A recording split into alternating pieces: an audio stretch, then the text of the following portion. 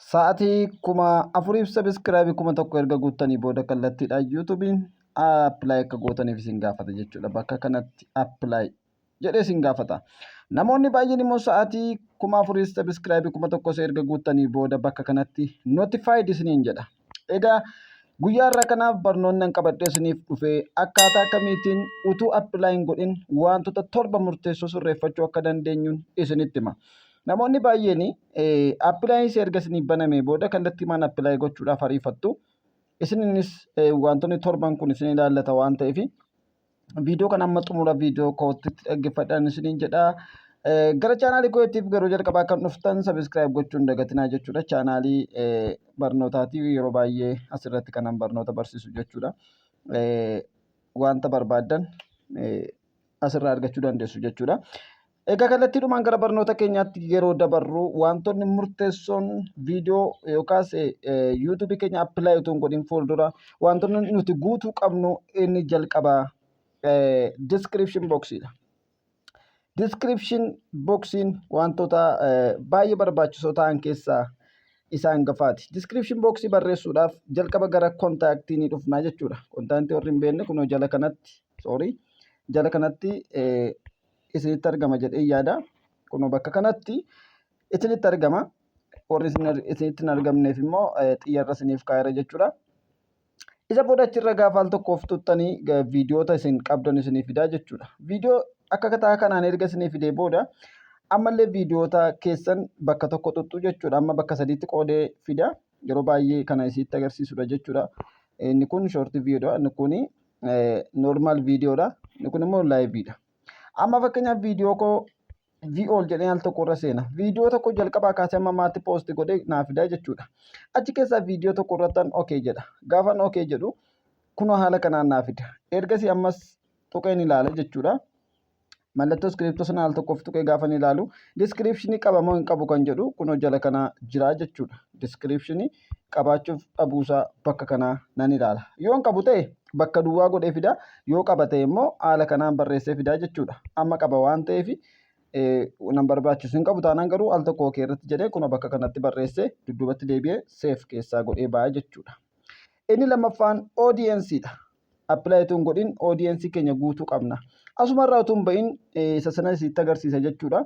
Bakkuma diskiripshin booksii biratti kan argamtu yeroo baay'ee namoonni baay'een utuu hin filatin kan bira dabartan oodiyensiin kunoo ishee kanaadha jechuudha. Namoonni baay'een yeroo baay'ee utuu hin filatin kan keessaa baatan yuutuubiin yeroo baay'ee wanta akkasii kana hordofa jechuudha. Oodiyensii jechuun namoota waggaa 18 ta'aniif waggaa 18 gad ta'an viidiyoon keenya kan ilaallatudha jechuudha. Kanaaf yeroo hundumaa viidiyoon keenya no kan jedhu kanarra taa'uu qaba jechuudha. Namoonni baay'een utuu hin filatin kan dhiistanii dabartan. Kanaaf no kan jedhu kanarra yeroo hundumaa kaa'uu qabdu jechuudha. Utuu appilaayin godhin kana adda baasuu qabdu jechuudha. Egaa viidiyoon namoota baay'ee booksii kana keessaa haqamee jira jechuudha. Gurraacha'ee hin jiru jechuudha. Kun bakka kanatti akka argaa jirtan annoo filadhee jira waan ta'eef yeroo hundumaa kana hin dagachuu hin qabdanii jechuudha. Inni sadaffaan step to verificationidha jechuudha. Step to verificationii hin banne taanaan gaafa appilaayi gochuudhaan bakka eerni jedhu kana gaafa tuttan maal isiniin jedhaa? Notified isiniin jedha jechuudha. Notified gaafa isiniin jedhu step to verificationii hin guunne jechuudha. Step to verificationii guutuudhaaf jalqaba gara email account keessanii deemtu jechuudha. Email account keessan keessa erga jettanii booda kallattiidhumaan emailii tokko filattu achi keessa. Emailii tokko erga filattanii booda yookaas emailii isin filattan emailii isa oriijinaala sanaadha. Emailii baay'ee isin dhufuu danda'a waan ta'eef. Al tokko achirra erga tuttanii booda keessa seentu. Erga keessa seentanii booda manage your Google account kan jettu irraa al tokkoof ni tuttu. Erga sarara tuttanii booda haala kanaan baasee isinii fidaa jechuudha. Gaafa baasee isinii fidu kallattiidhumaan add recover phone jedhee jalqaba irratti fidaa jechuudha. Add recover phone jechuun recovery lakkoofsa bilbilaa. Yoo akkaawuntiin yuutuubii kun isin jalaa bade isa kanaan argachuu dandeessu jechuu barbaadeeti jechuudha. Isa kanaaf al tokko isarra tuttu lakkoofsa bilbilaa itti guutu jechuudha bakka kanatti. Egaa kallattii adda addaatiin argachuu dandeessu isa kana. Kallattii adda addaatiin banuu dandeessu. Viidiyoo isaas bal'inaan hojjedheera waan ta'eef viidiyoo isaa dhaggeeffadhaan isiniin jala viidiyoo isaa yeroo baay'ee irratti hojjedheera waan ta'eef Haala kanaatiin verify akka godhuuf isin gaafata. Ashaaraa keessan laattanii fi bira dabartu. Amma guutuu waan hin barbaanneef gara duddubaatti deebi'a. Gara duddubaatti deebi'een qabxii itti aanu sitti agarsiisa jechuudha. Step to verification akkaataa ittiin banan viidiyoo kana dura hojjedheera waan ta'eef isa sanarraa ilaalaan isiniin jedha. Step to verification haala sanaatiin erga bantanii booda notified kan jedhu suni apply kan jedhutti isiniif deebi'a jechuudha. Namoonni haala kanaa isin rakkisaa jiru. Haala kanaatiin step 2 murteessaadha. Egaa gamanumaan immoo step 2 gaafa bantan recover emailiin barbaachisaadha. Recover emailiin isin gaafatanis recover emailii yeroo baay'ee emailii keessan isa originaalatti guuttu jechuudha. Emailii isa originaalaa utuu hin taane bakka recover emailiitti emailii dabalataa feekii jechuudha. Yookiin feekis haa ta'u emailii dabalataa gaafa emailiin keessa inni originaalli isin jalaa badu koodiin gara emailii isaa feekii yookaas isa recover emailii sana irratti kan dhufu jechuudha. Innaa isa sanaa fi isa sana adda baafachuun isirra jiraata jechuudha. Emailota kan originala keessan wajjin wal qabsiisuun kan qabu faayidaa hin qabu. Emailii kan biraa wajjin wal qabsiiftu jechuudha. Recover email jechuun emailii kan biraa jechuudha. Inni arfaffaan viidiyoo view yookaan sa'aatii guddaa qabu adda baafnee ilaallu jechuudha. Viidiyoo yookaan view guddaa kan qabu adda baafnee ilaaluudha. Inni yeroo baay'ee isa kanarratti namoonni baay'een ni rakkatu. Akkaataa kamiitiin viidiyoo sa'aatii guddaa qabu adda baafnee ilaalla. Amma fakkeenyaaf yuutuubiin viidiyoo keenya view guddaa qabu kamii jedhee adda baasee ilaalaa jechuudha gaafa nuti appilaayi goonu. Viidiyoo view guddaa qabu kana adda baasee erga ilaalee booda dhuguma viidiyoon kun kan keenya moo kan keenya miti kan jedhu adda baasee ilaalaa jechuudha. Viidiyoon kun kan keenya miti yoo ta'e adabbii reused content jedhamu nutti laachuu danda'a. Viidiyoon kun kan keenya taanaan immoo nu dabarsa jechuudha. Kana birattis immoo sagalee qaba moo hin qabu kan jedhu bakka qulqullina viidiyoo sanaa gadi fageenyaan ilaalaa jechuudha. Amma fakkeenyaaf bakka view kanaa al tokkoof tuqee gaafan ilaalu ammas yookiin bakka guyyaa 7 jettu gara jalqabaa kanarraa al tokkoof tuqa dudduubatti deebi'ee jechuudha. Amma fakkeenyaaf kun kan guyyaa 7 guyyaa 28 guyyaa 90 guyyaa 365 jedhee akkaataa kanaan qoodee jira. Isa kanaaf guyyaa 7 irra yoon kaa'e already rakkoon qabu. Haala kanaan jalqaba irratti naa fida jechuudha. View guddaa kan qabu 7 kana keessaa kan jedhu haala kanaan naa fida. Yoo barbaadan immoo guyyaa 365 irra kaa'atii ilaala. Kan waggaa guutuuti waan ta'eef jechuudha. View guddaa kan qabu viidiyoo keessan keessa haala kanaatiin isinii baasaa jechuudha. Kanaaf waggaa kana keessa view 37,000 kan argate viidiyoo jalqaba irra jiru isa kanaadha jechuudha. Amma viidiyoon kun lifetime kan jedhu immoo walumaa gala waggaa tokko darbaa hojjetteettu yoo ta'e lifetime jedhee isinii fida waan ta'eef lifetime kan jedhu kanarraa al tokkoof tuttanii seenuu dandeessu. Isarra gaafa tuttan immoo viidiyoo ilaalcha guddaa qabu jechuudha. Viidiyoon jalqabarraa qabu kuni viidiyoo 135 kan argatedha jechuudha.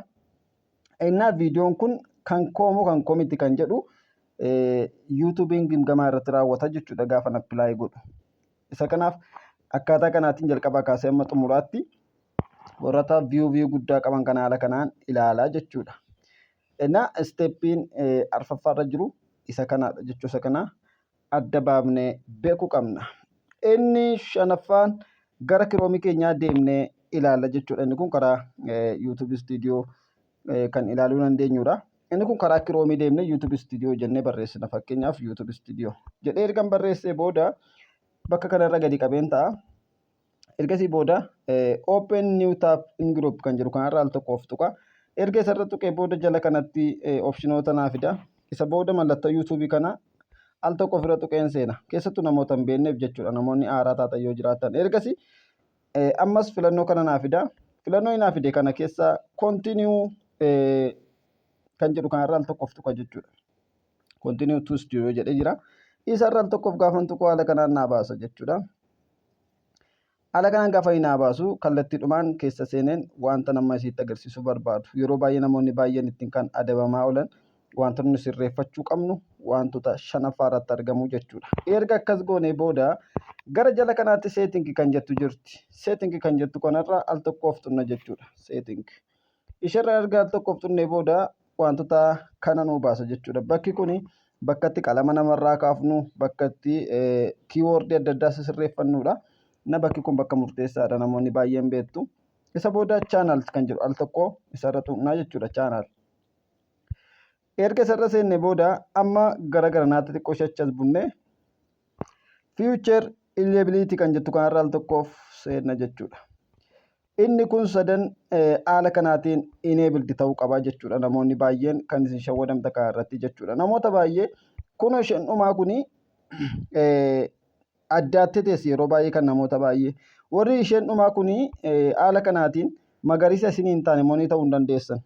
Ishee kanaatiin isheen dhumarra jirtu kun enabled taatee hin jirtu taanaan akka kanatti warra olii kana lamaan ijji wal fakkaattee hin jirtu taanaan monii ta'uu hin dandeessanii jechuudha. Ofuma appilaayi hin godhinaa isin jalaa deebisa. Reused content kan jedhuun isin adaba jechuudha. Adabbii akkas jedhu sitti kenna. Sababa kamiif akka akkas ta'u viidiyoo irratti hojjedheera kana dura waan ta'eef dhaqaa isa dhaggeeffadha. Biyyicha dhaggeeffadha. Inni kun chaanaalistirii lakkoofsa bilbilaan verifaayi gochuu wantoota kana suura viidiyoo ofii keenyaatti agarsiisu wantoota kana of keessaa qaba waan ta'eef inni kun yeroo dheeraa waan fudhatuuf isa kana haala kanaatiin ilaalan isiniin jedha. Isa kanaaf kana adda baasuun isinirra jiraata. Inni torbaffaan inni ja'affaan baanaariidha jechuudha. Baanaarii namoonni baay'een iddoo itti laattan callistanii dhiistu jechuudha. Baanaarii jechuun baay'ee waan murteessaadha. Loogoo fi baanaariin chaanaalii keenyaaf murteessoo akka ta'anii gamanumaan isin barbaachisu jechuudha. Keessattuu namoonni tokko akka carraa loogoo malee moniin ta'u garuu seera yuutuubii keessatti loogoo fi baanaariin barbaachisaadha jechuudha. Ittiin guutamiin darbuu hin qabani. Erga haala kanaan tuqee ammallee bakka iskiriiptoo kanaa al tokkoof tuqee sitti agarsiisa. Erga as tuqee booda kun haala kanaan naa fida jechuudha. Inni dudduubarraa kun baanaarii jedhama. Inni fuulduraa immoo loogoo jedhama. Loogoo irraa kaasee jira. Amma suura koo qofatu jira. Erga isa kana sirreeffattanii booda kun asittillee san jalqaba isinii kaasee ture. Descriptioniin bakka kanattillee bakka duwwaa taa'uun qabu jechuudha. Descriptionii waa'ee viidiyoo keessanii ilaallatu bakka kanatti guuttattanii seef godhattanii kaa'achuu dandeessu jechuudha. Wantoonni kun guutummaa guutuutti guutuu ta'uusaa utuu appilaayin godhin fuuldura itti yaaduu qabduun isiniin jedha. Namoonni baay'een bakka kana keessuma seentanii ilaaltanii maal akka ta'e adda baastanii hin beektan jechuudha. Egaa isheen kun ofii isaatiin galaa jechuudha. Isheen aandil jettu kun aandiliin maqaa yuutuubii keenyaati. Egaa yeroo baay'ee maqaa yuutuubii gaafa jijjiirrullee baay'ee nu rakkisa jechuudha. Al tokko seef ta'e jennaan jechuudha. Maqaa nuti jalqabatti moggaafanne namni biraan maqaa sanaan deebi'ee moggaafachuu hin danda'u. Yoo tuqaa wayiitti daddabale malee jechuudha. Amma fakkeenyaaf kana dura maqaa kanaan moggaaseen jira. Garuu maqaa koo gara daaniitti jijjiireera. Naardos Tuubii immoo aandiliin isaan kana dura ittiin guutamee waan jiruuf yeroodhaaf ammarraa ka'aa hin jiru jechuudha. Inni isa kanaaf haala kanaatiin hubadhaan isiniin jedha. Inni torbaffaan inni dhumaa adiseensi biraa qabaachuu keessan cheekii gochuu qabdu jechuudha. Adiseensi biraa yuutuubii keessan irra jira yoo ta'e yuutuubiin carraa isinii deebisuu qabaachuu dhiisuu danda'a. Gaafa ilaalu adiseensi kan biraa qabdaa jedhee isin gaafata gaafa appilaayi gootanii. Adiseensi biraa qabdu yoo ta'e yuutuubiin isin simatu jechuudha. Kanaaf bilbila qulqulluu ta'e irratti yookaas bilbila yuutuubiin maallaqa kaffalaa hin jirre irratti appilaayi gochuun isinirraa eegama jechuudha. Yoo akkas hin taane ta'e yuutuubiin ammallee adiseensi biraa qabda jedhee dudduubatti isin deebisa jechuudha. Isa kanaaf wantoota kana torban gadi fageenyaan hubattanii ilaaltanii jennaan wanta isin monii hin taaneef hin jiru jechuudha. Garuu viidiyoon keessan qulqulluu ta'uu qaba. Viidiyoo kan ofii keessanii hojjedhaa sagalee qabaachuu qaba. Kan kanaan alaa har'a faarfannaa borii sirba borii ittaansa tiiktookii irraa wantoota kana kan ol keessa fuunaan reused kontentii jedhee fudhata waan ta'eef of eeggannoodhaan chaanaalii keessan hojjedhaan isiniin jedhaa. Amma xumuraatti waan dhaggeeffattaniif galatooma.